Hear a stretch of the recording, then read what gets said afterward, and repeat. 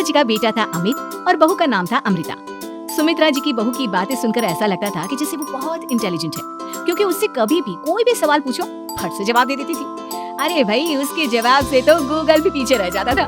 और इसलिए कम से कम सुमित्रा जी के घर में तो किसी को भी गूगल की जरूरत ही नहीं पड़ती थी। जब भी घर में कोई बात चलती, कोई कुछ भी कहता तो अमृता फट से कह देती, ये तो मेरे साथ ही हुआ था, मुझे इसके बारे में सब मालूम है। एक दिन सुमित्रा जी अमित और अपनी बहू अमृता के साथ अमित के बुआ जी, फूफा जी यानी कि मुकेश और उर्मिला जी के यहाँ पर मिलने के लिए गए। अरे बहुत अच्छा किया अमित बेटा, इतने दिनों के बाद आए हो तुम। हाँ सुमित्रा भाभी, कभी तो आ जाया करिए अपने बच्चों को लेकर। आपकी बहू के आने से तो हमारे घर में भी रौनक आ गई है। वो क्या है ना, अमित ऑफिस के काम में बहुत बिजी रहता है, इसलिए उससे तो वक्त ही नहीं मिल पाता। अच्छा, लगता है नौकरी काफी मुश्किल है अमित की। नहीं फूफा जी, ऐसी कोई बात नहीं है। आप तो जानते हैं ना प्राइवेट जॉब में कितना काम होता है। अरे कोई समझे ना समझे, मुझे तो पता है प्राइवेट नौकरी में इतना काम करना पड़ता है कि इंसान की आफत आ जाती है। लेकिन बेटा, तुमने तो कभी जॉब की ही नहीं, तुम्हें कैसे पता? अरे जॉब नहीं की तो क्या हुआ मम्मी जी, सब जानती हूँ मैं। सबसे पहले ऑफिस में जाओ, वहाँ पर अपनी एंट्री डालो, उसके बाद दिन भर सिस्टम पर बैठकर काम करो। चारों तरफ कैमरे लगे होते हैं, आप अपनी नजर इधर की उधर नहीं कर सकते। उसके बाद दिन भर बॉस की चिक चिक सुनो, वो अलग से। यही सब होता है, मुझे ना सब पता है। अरे बहू रानी तो काफी इंटेलिजेंट है, हर बात की खबर है इसको। थोड़ी देर बाद अब देखिए सुमित्रा भाभी, इतने दिनों के बाद आई हैं आप, खाना खाकर ही जाना, ऐसे तो मैं आपको जाने नहीं दूंगी। वैसे बुआ जी, खाने में क्या बनाया है? वो क्या है ना बेटा, आज तुम्हारी बुआ जी की तबीयत थोड़ी ठीक नहीं है, इसलिए हमने सोचा कि जब तुम लोग यहाँ आ जाओगे तो बाहर से खाना मंगवा लेंगे और साथ में बैठकर खाएंगे।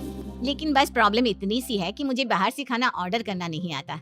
सोचा जब अमित आएगा तो उसी को बोल दूंगी। अरे मुझे आता है ना, मैं कर देती हूँ ऑर्डर। बताइए क्या क्या मंगाना है आपको? इटालियन, कॉन्टिनेंटल, इंडियन, पंजाबी, सब पता है मुझे। क्या बात है बहू, क्या घर में भी खाना रोज बाहर से ऑर्डर करती हो? अरे नहीं बुआ जी, ऐसी कोई बात नहीं है, बस मुझे ना सब पता है। कोई बात नहीं अमृता, मैं अपने फोन से ऑर्डर कर देता हूँ। अरे क्या बात है, आजकल ऑनलाइन डिलीवरी पर कोई ऑफर नहीं चल रहा है, वरना काफी पैसे बच जाते। कैसी बात करते हैं अमित, मैं कह रही हूँ ना मुझे सब पता है। मुझे एक बहुत अच्छा ऑनलाइन डिलीवरी वाला मालूम है, जहाँ पर 50% ऑफ मिल जाएगा। और आज तो वैसे भी फ्राइडे है ना, फ्राइडे को तो उस पर 50-70% ऑफर मिलता ही मिलता है। अरे क्या बात है, इसके बारे में तो मुझे पता ही नहीं था। अरे बेटा, जिस चीज के बारे में किसी को पता नहीं होता, हमारी बहू को पता होता है। एक काम कर, तू उसी को ऑर्डर करने दे। क्या बात है अमृता बेटा, तुम तो बहुत इंटेलिजेंट हो, सब कुछ जानती हो।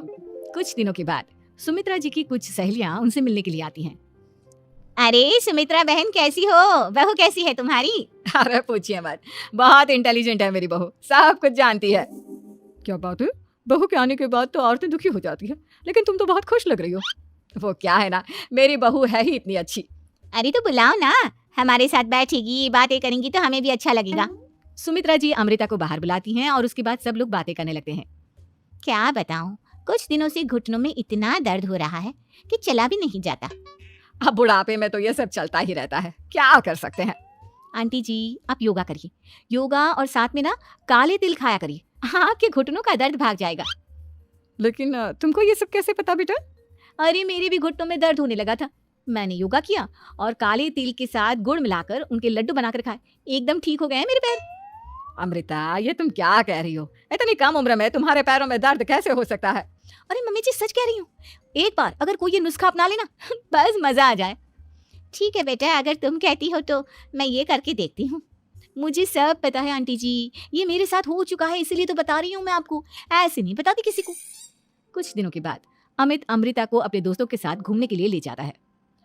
क्या यार, क्या जिंदगी हो गई है, सारा दिन ऑफिस का काम करते रहो, अपनी हेल्थ पर तो ध्यान ही नहीं दे सकते। अरे क्यों नहीं दे सकते अपनी हेल्थ पर ध्यान, सब दे सकते हैं, इंसान चाहे तो कुछ भी कर सकता है। क्या बात है भाभी, आप इतनी श्योरिटी के साथ कैसे कह सकती हैं? अरे आजकल ना एक से एक एप्लीकेशन है मार्केट में, और जानते हैं उसमें कुछ एक्सरसाइज तो ऐसी बताते हैं जिन्हें आप अपने ऑफिस में बैठे बैठे, मेरा मतलब लैपटॉप पर काम करते करते भी कर सकते हैं। अमृता, ऐसी एक्सरसाइज के बारे में तो मुझे भी नहीं पता था, तुम्हें कैसे मालूम?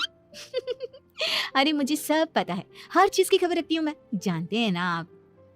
लेकिन ऐसी कौन सी एप्लीकेशन है और ऐसी कौन सी एक्सरसाइज है भाभी? एक मिनट, मैं आपको अपने मोबाइल में दिखाती हूँ। अरे वाकई में भाभी तो सही कह रही है, देखो यार इसमें कितनी अच्छी एक्सरसाइज दिखाई गई है, अपनी चेयर पर बैठे बैठे एक्सरसाइज भी कर लो, काम भी और हेल्थ भी। वाह भाभी वाह, मजा आ गया। लेकिन अमृता तुम्हें इस बारे में कैसे पता? अब मेरे साथ जो चीज हो चुकी है उसके बारे में तो मुझे पता होगा ही ना अमित। मतलब तुम कब ऑफिस में काम करने गई जो तुमने ऑफिस करते करते एक्सरसाइज की? मैं जो किचन में काम करती हूँ अमित, घर के काम, वो किसी ऑफिस के काम से कम है क्या?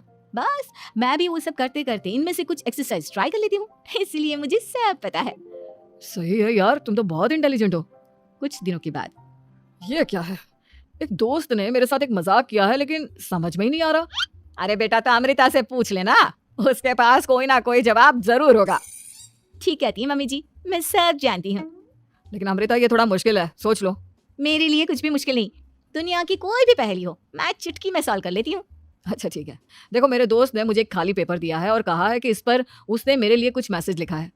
अब एक बात बताओ यार, खाली पेपर पर जिस पर कुछ भी नहीं लिखा हुआ उसे मैं कैसे पढ़कर बताऊं? अरे बस इतनी सी बात, इससे तो मैं चुटकियों में सॉल्व कर दूंगी अमित। लेकिन कैसे बहू, इस पेपर पर तो वाकई में कुछ नहीं लिखा हुआ, एकदम खाली पेपर है, कैसे क्या पढ़ोगी तुम? अमित एक छोटा सा काम करो, जल्दी से एक मोमबत्ती लेकर आओ।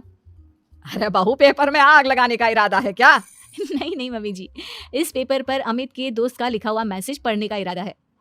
अमित कैंडल लेकर आता है। अब ना बस इस पेपर को धीरे धीरे कैंडल के ऊपर घुमाते रहो, देखना 2 ही मिनट में मैसेज आपकी आंखों के सामने होगा। अच्छा ठीक है, मैं ऐसा करके देखता हूँ। 2 मिनट के बाद। अरे वाकई में इस पर तो अक्षर बनने लगे, लेकिन ये हुआ कैसे? और अमृता तुम्हें कैसे पता? बात सिंपल है मम्मी जी, अमित के दोस्त ने नींबू के रस से मैसेज लिखकर उसे सुखा दिया। अब अगर मैसेज पढ़ना हो ना तो पेपर को आग के सामने ले जाओ और लेटर्स अपने आप उभर कर आ जाते हैं। वाह बहू, लेकिन तुम ये सब कैसे जानती हो? अरे मम्मी जी, जब मैं छोटी थी ना तो अपनी सहेलियों के साथ ऐसे ही गेम खेला करती थी। ये तो मेरे साथ कितनी बार हो चुका है, मुझे सब पता है।